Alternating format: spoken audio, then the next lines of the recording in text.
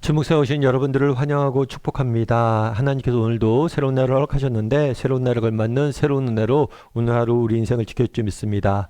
오늘은 악을 행하는 의인이라는 제목을 가지고 전도서 7장 19절부터 23절까지 말씀을 좀 살펴보도록 하겠습니다.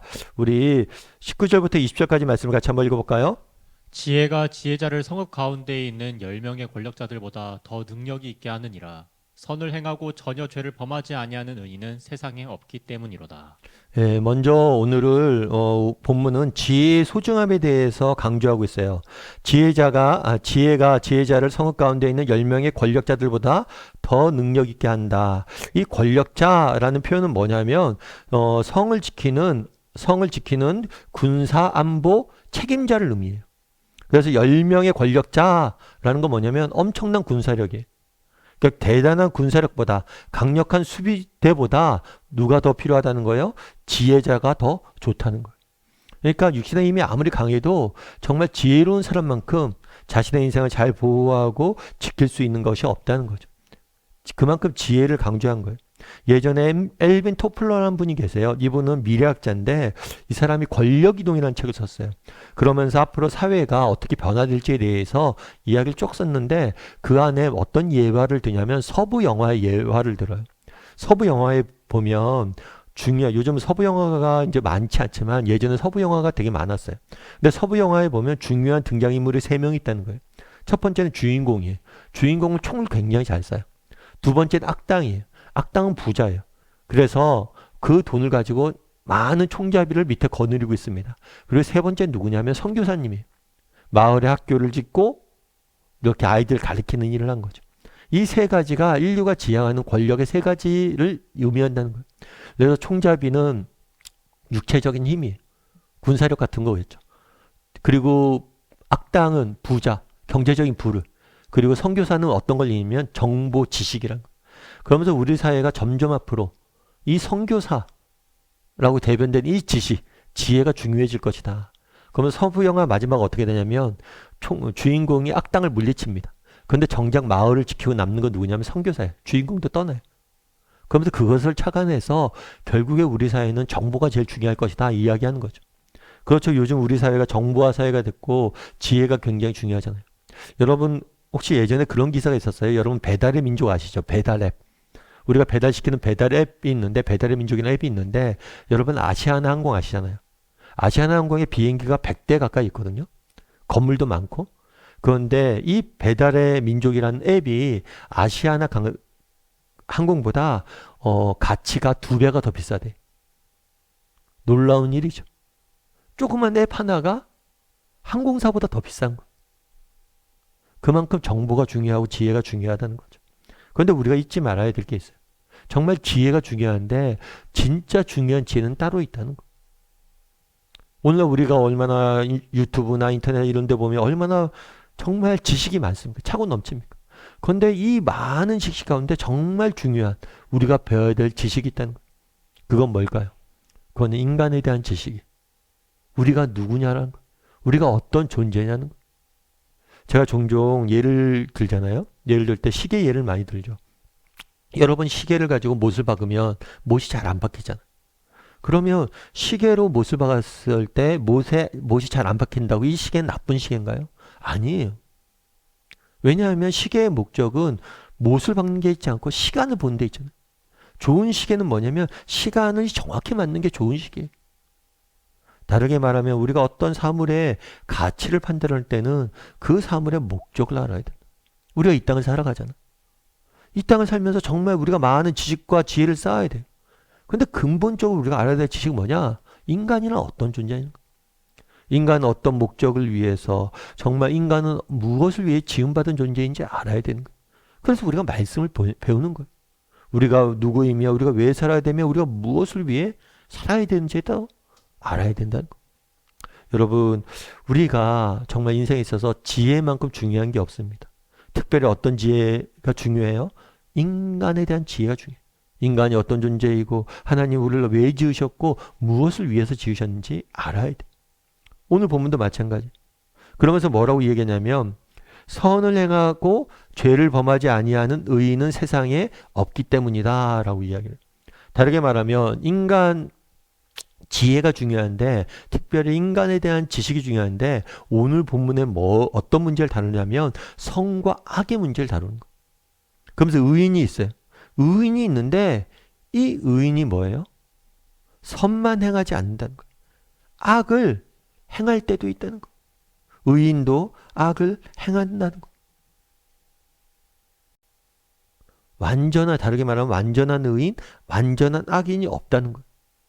의인임에도 불구하고 악을 행하는 경우도 있고 반대로 악인임에도 불구하고 선을 행하는 경우도 분명히 존재하는 거예요. 그래서 리차드 할러데이라는 사람은 이렇게 이야기합니다. 이것이 내 딜레마다. 나는 먼지자 제이고 연약하고 제멋대로이며 예전된 반응을 보이는 행동의 집합체이다. 두려움으로 가득하고 욕구로 둘러싸여 있고 먼지의 전형이며 먼지로 돌아갈 것이다.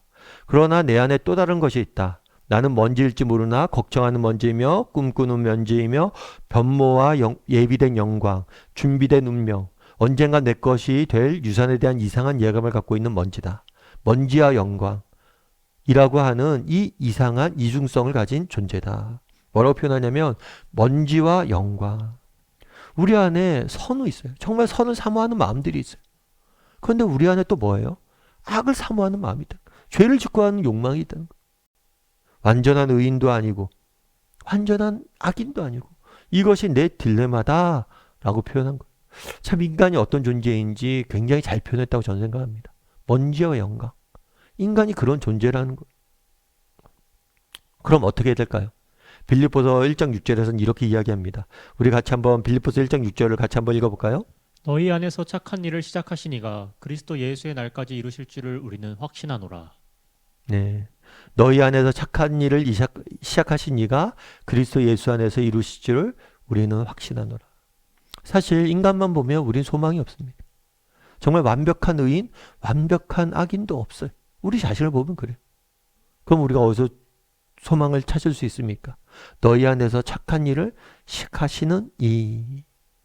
예수님께서 우리 안에 착한 일을 시작하셨다는 거예요. 다르게 말하면 예수님께서, 성령 하나님께서 우리를 돕고 계시다는 거예요. 그 사실을 기억해야 됩니다. 그리고 그분을 우리가 의지할 때 정말 우리가 꿈꾸는 영광을 맛볼 수 있다는 거죠. 코리덴붐 여사라는 분을 아실 거예요. 제가 종종 설교 때 말씀드리는데 이분은 2차 세계대전 당시에 유대인들을 숨겨주었다가 독일 수용소에 갇히게 됩니다. 거기서 엄청난 고생을 하셨죠.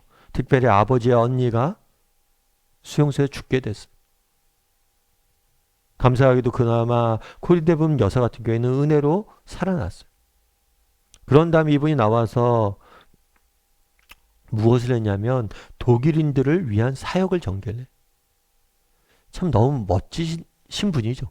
사실은 그 당시에 2차 세계대전 당시에는 약자였던 유대인들을 보호하는 사역들을 했어요. 근데 전쟁이 끝난 다음에 이제 패망국인 독일인을 돕는 사역을 하는 거예요. 그래서 한 번은 이제 독일 교회에 가서 집회를 하는데 누군가 걸어오더래. 예배 집회가 끝난 다음에 누가 걸어오는데 그 사람이 누구냐면 자신이 수용소에 갇혔을 때 자신을 괴롭혔던 간수였다는 거예요. 수용소 간수가 걸어오는 거예요. 근데 그 순간 딱 그 생각이 들었대요. 하나님, 저 사람만은 안 됩니다. 저 사람만은 도대체 내가 용서할 수 없습니다. 물론 자기가 용서에 대해서 강의를 하고 용서에 대해서 이야기를 하고 하나님의 사랑에 대해서 이야기하고 우리가 하나님의 사랑으로서 서로를 품어야 된다고 이야기하지만 저 사람만은 품을 수 없다는 거예요. 그런 마음이 들었대. 그래서 하나님께 얘기했대. 안 된다고 저 사람만. 그런데 그때 정말 자신의 그런 마음을 만져주심을 느꼈대 하나님. 그러면서 그분이 뭐라고 얘기했냐면 참 그분의 손길이 있어서 정말 내가 지금도 이 사역을 한다. 여러분 우리 힘으로 할 수 없어요. 정말 매 순간순간 우리에겐 돕는 분이 계시잖아요. 우리 안에 착한 일을 시작하신 분이 계시잖아요. 그분을 의지해야 되는 거예요. 여러분 오늘 우리가 세상 속에 살아가야 되잖아요. 아 오늘 기도하고 아 내가 믿음으로 잘 살아야지 이렇게 하지만 막상 세상 속에 살 때 그렇게 됩니까? 안 돼요. 그런데 그때 우리가 해야 될 것이 있어요. 그건 뭐예요? 하나님 도와주세요. 저 정말 힘들고 어려워요. 참 하기 쉽지 않아요. 그런데 하나님 도와주세요. 그렇게 얘기하는 거. 이것이 우리가 해야 될 일이에요. 그럼 뭘 하실까요? 우리 안에 착한 일을 시작하신 이가 그리스도 예수의 날까지 이루어 가실 거예요. 그래서 오늘 하루 또 우리가 세상 속에 살아가야 되는데요. 세상 속에 살아갈 때 참 우리 안에 정말 악도 보고 우리 안에 정말 연약함들도 봅니다. 그럴 때라도 우리가 해야 될 일은 뭐예요? 이런 연약함을 가지고 하나님 앞에 나아가는 거예요. 그러면 하나님께서 우리의 마음을 만지시고 우리를 고치실 거예요. 그런 믿음을 가지고 오늘 하루 살아가는 저와 여러분이 되기를 주님의 이름으로 소원합니다. 우리 이시 함께 기도했으면 좋겠는데요. 기도하실 때 오늘 말씀 기억하면서 기도했으면 좋겠습니다. 정말 그날에 무엇이라고 이야기합니까? 정말 우리의 인간의 지혜만큼 중요한 것이 없다라고 이야기합니다. 무엇보다도 우리에 대한, 인간이 누구에 대한 지혜, 누구인지를 아는 것이 중요해요. 정말 그럼 어떻게 할 수 있습니까? 말씀을 봐야 됩니다. 날마다 하나님 말씀을 보면서 정말 우리가 어떤 존재이고 무엇을 위해서 살아가야 되는지 배울 줄 아는 사람이 되게 되려고 기도했으면 좋겠습니다.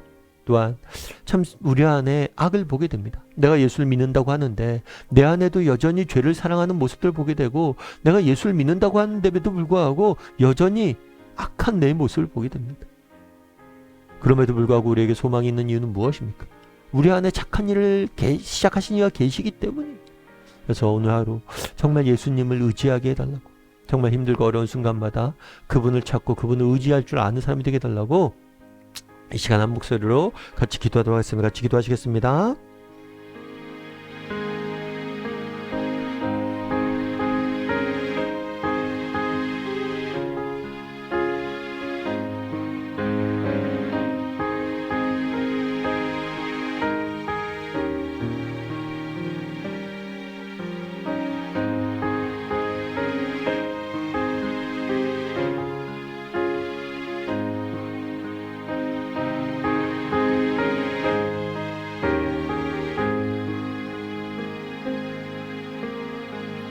사랑의 하나님, 정말 이 땅에서 우리가 살면서 배워야 될 많은 지식들, 지혜들이 있습니다. 그런데 무엇보다도 인간이 어떤 존재인지 알아야 되겠습니다. 정말 날마다 하나님 말씀을 통해서 우리가 어떤 존재이며 하나님이 우리에게 어떤 기대를 갖고 계시며 정말 또 이 땅을 어떻게 살길 바라시는지 날마다 배우고 알아갈 수 있는 우리 모두가 될 수 있도록 주여 붙잡아 주시옵소서. 참 무엇보다도 믿음을 갖고 세상을 사는 게 쉽지 않습니다. 정말 믿음을 갖고 살려는 마음들이 있지만 우리 안에 정말 악과 죄를 사모하는 또 다른 마음들이 있음을 보게 됩니다. 우리의 연약함을 보게 됩니다. 그럴 때라도 정말 우리 안에서 착한 일을 시작하신 이를 바라보게 도와주시고, 하나님께서 우리를 정말 도우시고 붙잡아 주시고 우리를 지키시고 인도하시고 믿음을 가지고 날마다 하나님 앞에 나아갈 줄 아는 우리 모두가 될 수 있도록 주여 은혜를 더하여 주시옵소서. 아버지, 또 오늘 또 세상 속에 살아가야 됩니다. 우리와 동행하여 주시고 때마다 실마다 일마다 우리를 도와주셔서 오늘 하루도 승리할 수 있는 우리 모두가 될 수 있도록 주여 은혜를 더하여 주시옵소서. 은혜 감사드리며 모든 말씀 예수님의 이름으로 기도드립니다. 아멘.